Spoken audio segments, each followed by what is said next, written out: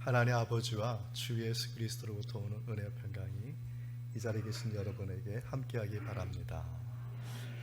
오늘은 예수님께서 이 세상에 탄생하신 성탄절입니다. 제가 예수님이 2000년 전에 베들레헴에서 탄생하셨습니다 라고 인사하면 여러분은 예수님이 참으로 탄생하셨습니다 라고 이렇게 인사하겠습니다. 예수님이 2000년 전에 베들레헴에서 탄생하셨습니다. 할렐루야. 우리 영어로도 인사를 나눠볼까요? 메리 크리스마스. 메리 크리스마스. 우리 옆에 있는 분들에게도 인사 나누겠습니다. 메리 크리스마스. 메리 크리스마스. 오늘 본문 히브리서는 로마에 있는 특별한 공동체에 보낸 서신입니다. 그들은 유대교에서 개종한 유대 기독교 공동체였습니다. 그들은 주후 50년 전으로 알 수 없는 커다란 고난을 겪게 되었습니다. 그것을 보여주는 말씀이 히브리서에 몇 가지 나오는데, 히브리서 10장 25절에 보면 그들은 모임을 폐할 위협을 받고 있었다고 기록하고 있고, 히브리서 13장 7절에 보면 거짓된 가르침이 교회에 들어와서 신앙의 혼란을 크게 겪고 있다고 말하고 있습니다. 그래서 그들은 예수님이 그리스도이신 것에 대해서 의심하기 시작했고, 신앙의 회의감을 갖고 있는 공동체였습니다. 이 공동체를 향해서 히브리서 기자는 지금 예수님이 그리스도이시고 탁월한 분이시라는 것을 증거하기 시작한 것이 히브리서 1장 1절에서 계속 이어지게 되는 것입니다. 먼저 갈라디아서 4장 4절과 5절 말씀을 보면 예수님이 이 세상에 어떻게 오셨는지 말씀하고 있습니다. 말씀을 우리 함께 읽겠습니다. 때가 참에 하나님이 그 아들을 보내사 여자에게서 나게 하시고 율법 아래에 나게 하신 것은 율법 아래에 있는 자들을 속량하시고 우리로 아들의 명분을 얻게 하려 하심이라. 아멘. 때가 참에, 때가 차다. 이 차다라는 말은 헬라어로 플레로마라고 말합니다. 이 말의 뜻은 더 이상 들어갈 수 없을 만큼 꽉 찬 상태를 플레로마라고 말합니다. 여러분, 모래시계 다 아실 것입니다. 모래시계를 보면은 위에 있는 유리가 있는 모래가 아래로 떨어지게 됩니다. 처음에는 유리관 위에 있는 유리관에 모래가 가득한데 이것이 점차 차츰 밑으로 쏟아지면서 아래 모래가 가득 충만하게 되는 것이죠. 그런데 위에 있는 모래가 떨어지는 것은 그냥 모래가 떨어지는 것이 아니라 시간이 줄어드는 것을 말해주는 것입니다. 위에 있는 유리관에 있는 모래가 다 떨어지고 마지막 모래 한 알갱이가 떨어지려는 그 찰나, 그 순간이 어떤 의미냐면 시간의 마지막이고 종말이고 심판을 의미하는 것입니다. 바로 그 때를 본문에서 때가 찼다라는 말입니다. 하나님은 이 세상이 심판받지 않기를 바라십니다. 그래서 구약 성경에 보면 여러 방법과 여러 모양으로 선지자들을 통하여서 말씀을 해 오셨다고 본문에 말합니다. 히브리서 1장 1절 말씀을 함께 읽겠습니다. 옛적에 선지자들을 통하여 여러 부분과 여러 모양으로 우리 조상들에게 말씀하신 하나님은 끝까지 버리지 않으셨는데, 그런데 이스라엘의 문제점은 뭐냐? 그럼에도 불구하고 이스라엘은 계속해서 죄를 버리지 않고 있었다는 것입니다. 마침내 때가 참에 심판의 때가 온 거예요. 마지막 시간이 온 것입니다. 그때 하나님은 2000년 전 능히 이 세상을 심판하실 수 있음에도 불구하고 누구를 보내셨느냐? 예수 그리스도를 보내주셨다는 것이죠. 이제 하나님은 선지자들 통해서 말씀하시지 아니하시고 최종적인 말씀, 다시 말해서 예수 그리스도를 통해서 이 땅에 그 말씀을 보여주셨다는 것입니다. 본문의 2절의 말씀을 함께 읽겠습니다. 이 모든 날 마지막에는 아들을 통하여 우리에게 말씀하셨으니 이 아들을 만유의 상속자로 세우시고 또 그로 말미암아 모든 세계를 지으셨느니라. 아멘. 히브리서에 반복되는 말씀 중에 하나가 아들이란 말입니다. 오늘 본문에 사용 이 아들이란 이 말씀은 특별히 구약에 있는 말씀을 인용한 것입니다. 그 아들에 관한 말씀, 구약에 있는 말씀을 합쳐서 말씀한 것이 본문 5절의 말씀인데요. 함께 우리 5절 말씀을 읽겠습니다. 하나님께서 어느 때에 천사 중 누구에게 너는 내 아들이라 오늘 내가 너를 낳았다 하셨으며 또다시 나는 그에게 아버지가 되고 그는 내게 아들이 되리라 하셨느냐. 이 말씀은 시편 2편 7절 말씀과 사무엘하 7장 14절 말씀을 인용한 것인데, 이 말씀의 내용은 이런 것입니다. 다윗의 후손에게서 나올 메시아가 있는데 하나님은 그를 너는 내 아들이라, 하나님께서 그를 메시아를 아들로 삼으셨다, 이런 말씀입니다. 그래서 히브리서 기자는 이렇게 부름받은 합당한 분은 사람도 아니고 사역자도 아니고, 오늘 본문에 반복되는 말씀이 뭐냐면 천사랍니다. 천사라 할지라도 아니고 오직 하나님께서 내 아들이라고 부른 그 메시아 그리스도는 예수 그리스도밖에 없다고 증거하고 있는 것입니다. 로마의 유대 기독교인들은 예수님이 그리스도인 것을 의심하기 시작했어요.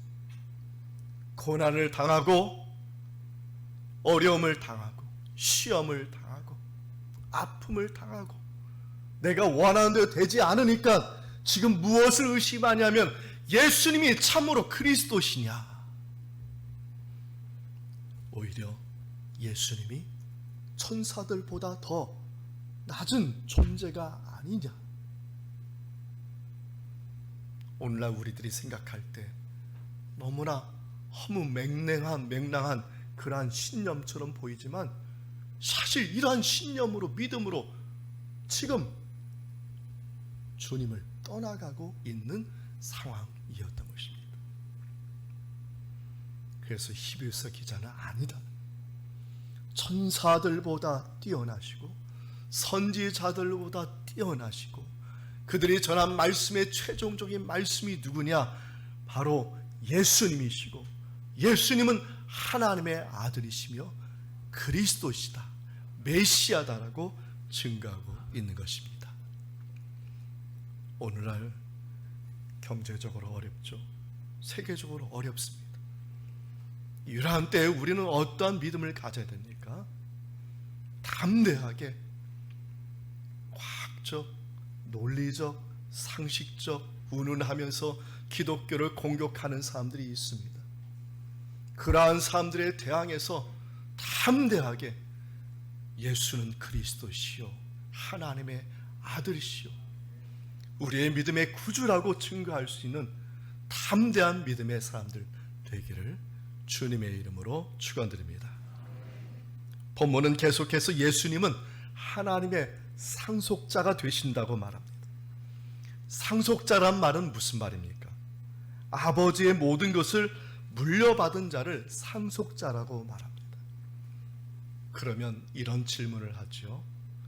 그러면 어떤 사람이 하나님의 그 모든 것을 물려받을 수 있는지 질문하지 않을 수가 없는 것입니다. 예를 들어서 가끔 로또에 당첨된 이야기가 나오죠.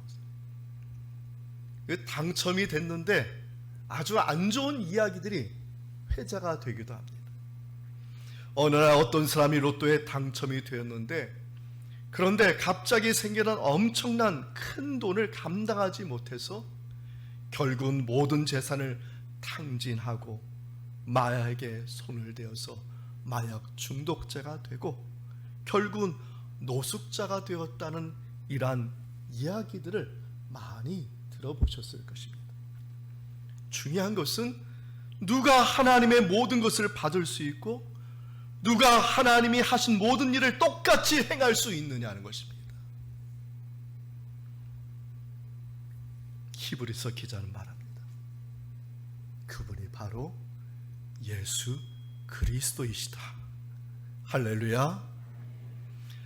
하나님의 모든 것을 받을 수 있고 하나님과 똑같이 행할 수 있는 분이 누구냐?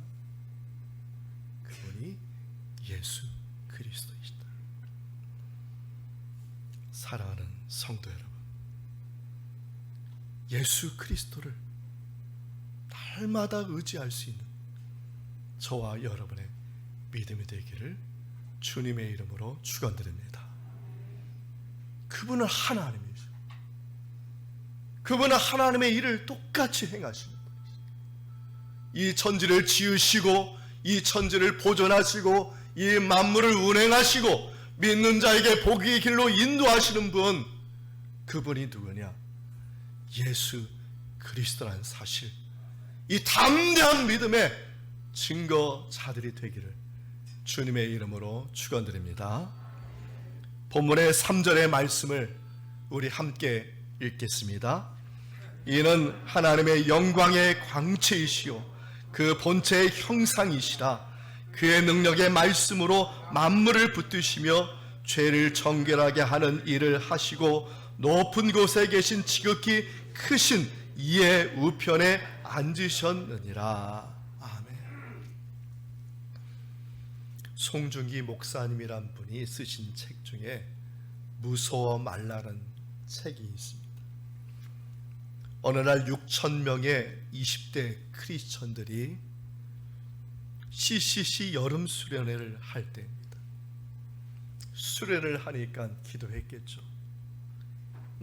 좋은 날씨를 주시고 그 또한 좋은 환경 속에서 하나님의 은혜가 충만하길 바라요. 이 수련회 담당자들이 몇 개월부터 기도하면서 준비하지 않았겠습니까? 그런데 수련회 하는 당일날 태풍이 몰려오고 폭풍이 치고 밤새 큰 비로 인해서 천막이 떠내려갈까?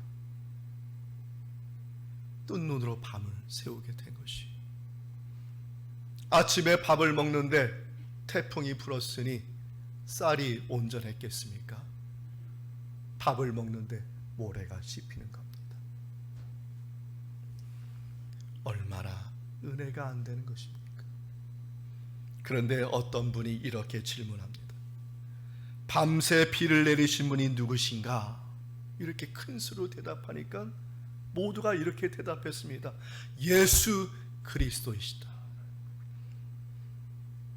이번에 또 이렇게 질문합니다. 우리는 왜 아침부터 모래가 씹히는 밥을 나눠 먹어야 하나? 그랬더니 다들 대답합니다. 예수 그리스도이시다. 우리들의 삶의 모든 답은 어디에 있느냐? 오직 예수 그리스도에게 있다는 것을 믿을 수 있는 저와 여러분 되기를 축원드립니다. 예수 그리스도를 의지하면 아픔 속에서도 위로함을 받을 수 있고, 예수 그리스도를 의지하면 막힌 벽 앞에도 피할 길을 주님께서 주시는 큰 은혜를 받게 되는 것이고, 예수 그리스도를 의지하면 아무리 절망과 땅바닥에 있다 할지라도 다시 일어설 수 있는 힘과 용기를 주신 분이 예수 그리스도이기 때문인 것입니다. 저는 이 고백이 당시 히브리서를 받았던 로마에 있는 유대 기독교인들에게 필요한 말씀이라고 생각합니다. 그리고 오늘날 고난과 어려움 가운데 있으며 신앙의 방황을 하는 분들에게, 그리고 우리들에게 필요한 말씀이라고 생각합니다. 하나님의 아들이신 예수 그리스도께서 우리에게 구원의 선물과 평화의 선물을 주시고자 2000년 전에 베들레헴에 탄생하셨음을 이 담대한 믿음과 고백을 하시는 저와 여러분 되기를 주님의 이름으로 축원드립니다. 성육신 하신 참된 주님 예수 그리스도를 의지할 때 주님으로부터 오는 평강이 오는 거예요. 그분이 이 땅에 평강 오셨다고 평강이 오는 게 아니라 그분을 믿을 때 그 평강이 전이 되는 것, 옮겨지는 것입니다. 저는 이 자리에 계신 여러분, 성탄절을 맞이해서 그냥 이 자리에 앉아 있는 것이 아니라 성육신하신 그 예수님을 참된 구주로 믿고 의지하는 그 믿음 가운데 지금 우리 가운데 함께 하신 그 주님의 은총과 평강이 우리들 모두 각자에게, 여러분의 그러한 가정에게 그 은혜와 평강이 전이 되고 옮겨지고 여러분의 삶이 은혜와 평가로 충만하게 될 줄 믿습니다. 또한 이 나라에도, 전쟁이 끊이지 않는 이 세계에도 바라기는 그들이 예수님이 오셨다는 것에서 인정하는 것이 아니라 그분을 믿음으로 말미암아 그분이 주시는 참된 은혜와 평강을 옮겨받는 이 세계와 이 나라 되기를 소망합니다. 할렐루야. 이 말씀의 은총이 예수 그리스도 안에서 여러분의 마음과 생각을 지키시길 원합니다. 아멘.